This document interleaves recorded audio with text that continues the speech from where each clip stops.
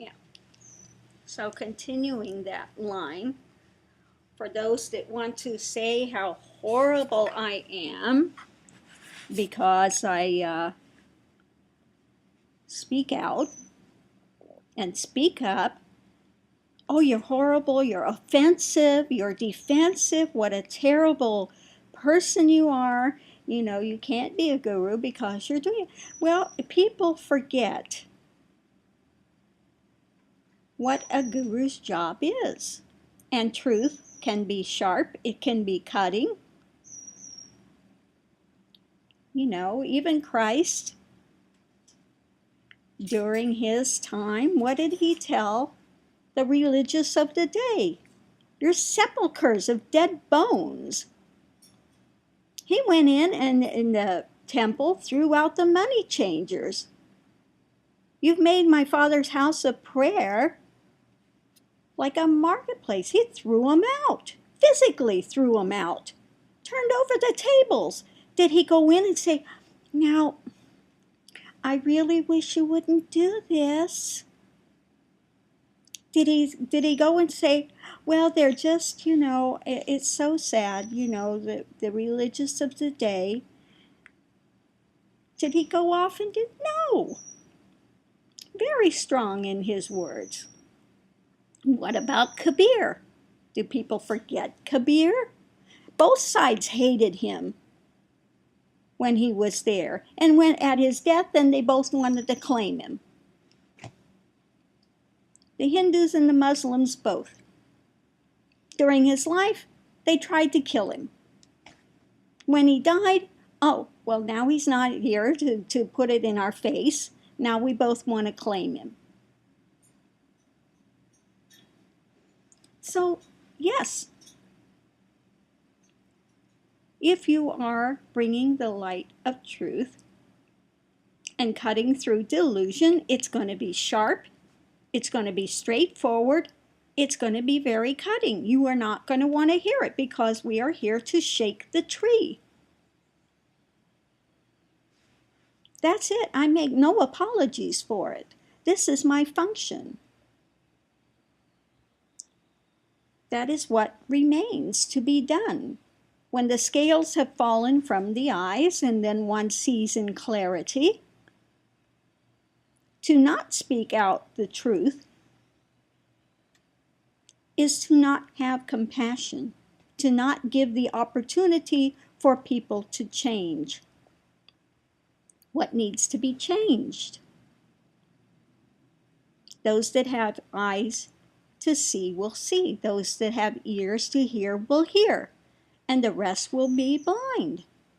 What can be said? You know, people pick and choose, and the only thing they hear from Christ anymore is the speech he made when he was on the hill. And all the rest of it they forget. Quite conveniently, I might add. Do you not remember when he said, how long must I suffer this generation?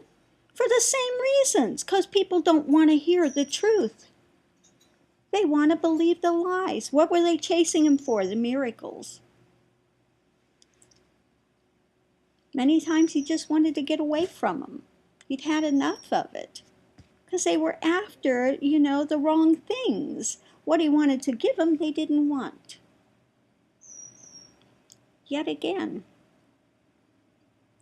So people have these mistaken ideas. What about Nithyananda? And I'm not talking about the crapitis one I'm talking about here. I'm talking about Nithyananda that was the, what do you call it?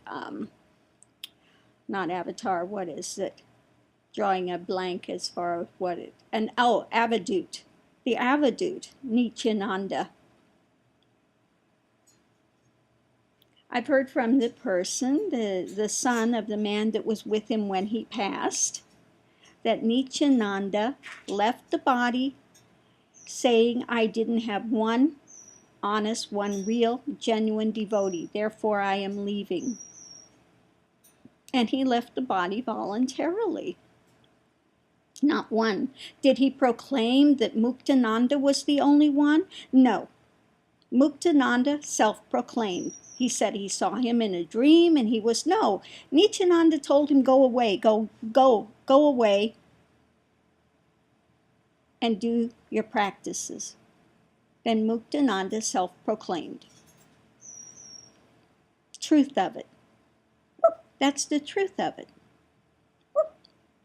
Nithyananda got so fed up with people. What he literally said when they came to him, he would turn his back and said, and the people coming didn't speak Hindi. And what he told his assistant, and this is documented, tell the sister fuckers to go away. Now, why did he say that? Did he say, oh, I have such compassion? Why? Because they all wanted bullshit crap. Nobody wanted the truth. Nobody wanted what he had to give them. Nithyananda talks about, oh, the great ones are so persecuted. And he's under religious persecution. No, he's a scam artist. He's taken these devotees, lied to them through his teeth, taken them to bed, sits up there and then proclaims wears the Kabir cloth and throws it in everybody's face, which means you're a celibate. Nobody wears the Kabir cloth of orange, the orange cloth of a sannyasi, and does that. That's a liar. That's not being religious persecution. We're holding him up to a standard that he should be at. That is not by any means religious persecution. So you guys need to get off that freaking spin. Because you're beating a dead horse with that one. He is not being religiously persecuted. Now the newest thing today, now he's got a publicist in Bollywood because he thinks he's like a commodity. Now he wants to brand the name Nithyananda. So, unbelievable. That's the most egotistical thing I've ever seen. No guru is going to have them self-branded like a commodity. So maybe he'll be selling his, anybody that wants to buy that cheetah type of cloth that he's wearing will now have to have a Nithyananda brand. Or maybe because he's wore a sari once, any sari will have to have a Nithyananda logo and have to be paying a duty on it. I myself have taken the Nithyananda leopard skin that he's wearing and covered my chairs in it. So I sit on it. He wants to wear it because he wants to look like Shiva. Okay, whatever. But absolute nonsense. And now while he's away in Mount Kailash, I don't know if they've actually gotten to go forward or if they're still hung up in Nepal. Remains to be seen yet whether they actually did. Because I don't believe a word the PR spin puts out whatsoever. They lie for him. 100% they lie for him. So anyway, at this moment, the newest thing is that I just heard from India this morning, early this morning, by somebody that lives there and knows what's going on in the area, that his lawyer is at the High Court trying to quash this thing, that he doesn't have to take the test. Now, if he's such a great avatar, he should pass it in flying colors. What's he afraid of? Because he's going to be found out he's a liar. And maybe that will be enough to shake some people out of their stupor that are blindly following him. Christ, Buddha, none of the greats had sex behind the scenes and proclaimed themselves something other. That is a liar. That is the father of lies. That is a satanic thing. If you want a truth be known, He should be in fear instead of claiming he's Kali and this and that. He should be in absolute fear of Durga. He should be in absolute fear of it. Because those are demonic actions. Demonic actions. And so for people to come on my channel and put HH, His Holiness Paramahamsa Nithyananda, is the most offensive thing I have ever seen in my life. So this guru, for one, will continue to speak out. And I am not making any apologies for what I say, because at my death it will be clear. At his death, he will pay. And he will pay dearly, and he will be in a hell realm that he has created for others. And he's got himself convinced that he's beyond any of it. But that karma, make no bones about it, will come back on him 100-fold. And when you set yourself up as a teacher, you are even more accountable for what you are saying than those that are ignorant, because you are proclaiming yourself being able to see. You are proclaiming that I see. I know full well. So the penalty for that is much steeper than those that are in absolute blind ignorance. Those that are calling the light darkness and the darkness light, and he is calling darkness light, when he is doing this type of thing, that won't go away. No, that won't go away. So I hope he's enjoying himself on this planet now, because when he leaves the body, he will pay, and he will pay dearly. He will be in hell realm for centuries. I would not want to be him. So again, I'm going to continue to speak out, just as Christ spoke out, just as Buddha spoke out, just as any of those that had reached an enlightenment, that reached truth, that know truth from darkness, will stand up and speak out and will not be detoured. That's the way it is. You know, so say what you want.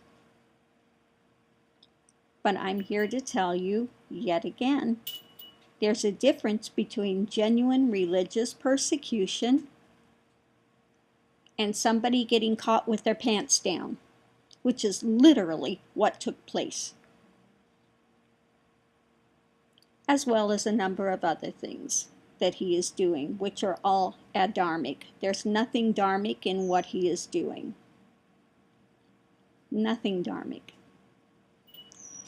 And again, you know, a lot of the things he's taking and saying in his satsangs, he starts off okay, but then it goes, you know, which is what the lie does, is skewing truth, and it keeps pulling further and further away until it becomes darkness and it becomes a lie.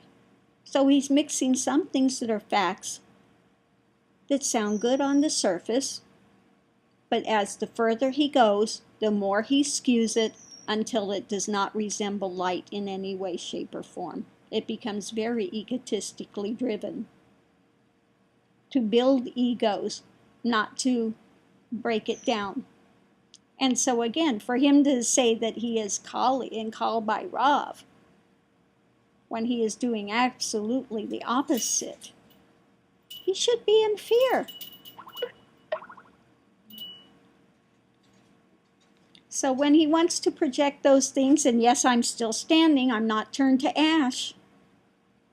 Because why? Because I understand Kali.